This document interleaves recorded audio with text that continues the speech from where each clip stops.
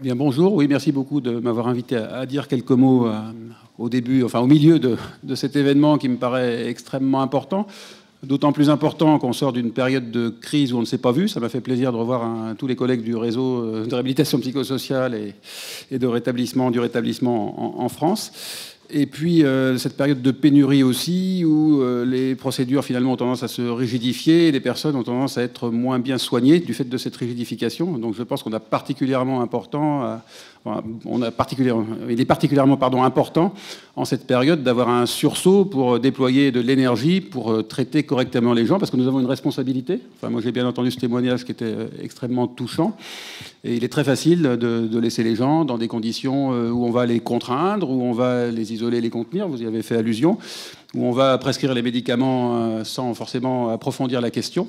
On ne va pas réviser suffisamment souvent la prescription, etc., etc. Donc il y a bien sûr la question des moyens. Ça, on ne va pas la traiter aujourd'hui. On est tous confrontés, affectés par cette pénurie qui est de plus en plus importante et qui nous inquiète. Mais au-delà de la question des moyens, il y a au moins la question de l'organisation qu'on peut traiter et de la philosophie du soin à laquelle on peut s'attacher.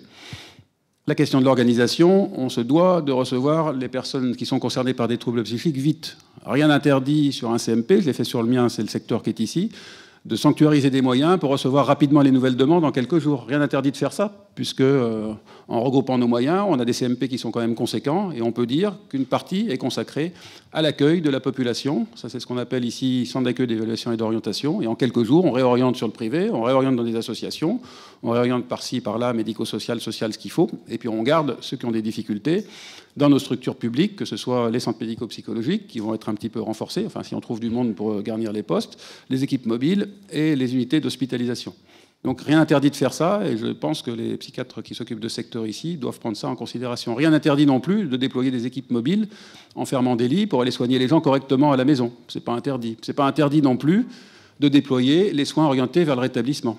C'est-à-dire de regarder les personnes qui sont concernées par des troubles comme des partenaires et des associés à la construction de leur projet de soins. Ça, c'est pas interdit. C'est pas interdit de recevoir, je vois Frédéric Boissier qui est cadre de santé à HC1, Pôle Centre-Gauche, là-haut, coucou.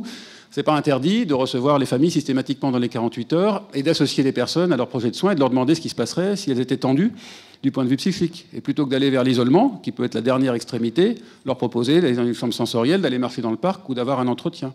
Rien n'interdit d'organiser les soins pour que les infirmiers, dans une unité d'hospitalisation, passent du temps avec les patients et que l'essentiel de leur temps soit consacré à être en contact avec la population accompagnée. Enfin, quand ils ne sont pas réquisitionnés pour aller remplacer dans les pôles qui sont moins favorisés que le nôtre, puisque le nôtre a un beau projet, on a moins de pénurie que d'autres et on nous enlève les quelques derniers infirmiers. Mais rien n'interdit de penser à tout ça et d'essayer de mettre d'autres professions, y compris des pères aidants, pour aider les personnes en hospitalisation.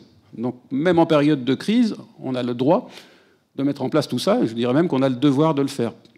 Alors je pense qu'il est important pour ceux qui ne connaissent pas forcément très bien cette question de la santé mentale et des troubles de santé mentale de dire la différence. C'est Virginie Bertillot qui est coordinatrice d'un CLSM, enfin de 3 CLSM à Lyon qui m'en parlait juste avant, la différence entre les soins de réhabilitation psychosociale et le rétablissement. C'est important parce que le rétablissement, il est propre à la personne.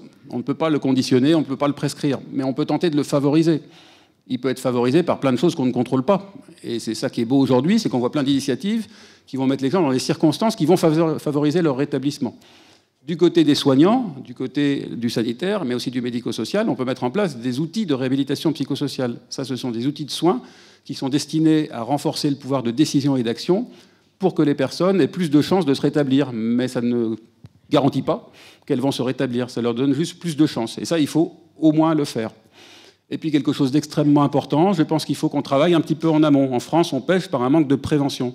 Or, les déterminants de la santé mentale pour des personnes qui ont des troubles, ce sont les mêmes que pour des personnes qui n'ont pas de troubles, que pour la population générale. On l'a suffisamment vu dans la crise Covid, quand vous avez été enfermés, quand vous avez été isolés, vous avez tous souffert, vous avez tous eu une altération de votre bien-être mental. Donc je pense qu'on a intérêt à travailler sur ces déterminants, la solidarité, la pratique d'une activité physique, l'alimentation, le sommeil, etc., etc., comme des facteurs qui vont être protecteurs chez ceux qui ont des troubles, ou chez ceux qui n'ont pas encore de troubles, qui n'en auront peut-être jamais, ou qui en auront peut-être un jour. C'est-à-dire tous solidaires autour d'une communication, autour de la santé mentale, autour d'une création de la culture de la santé mentale en France. Et bien pour ça, il faut renforcer les actions de communication, il faut faire des actions sur le terrain pour comprendre ce qui se passe pour une population, qu'est-ce qui se passe dans tel arrondissement, quels sont les problèmes principaux, quels sont les facteurs qui peuvent déterminer ces problèmes, etc., etc.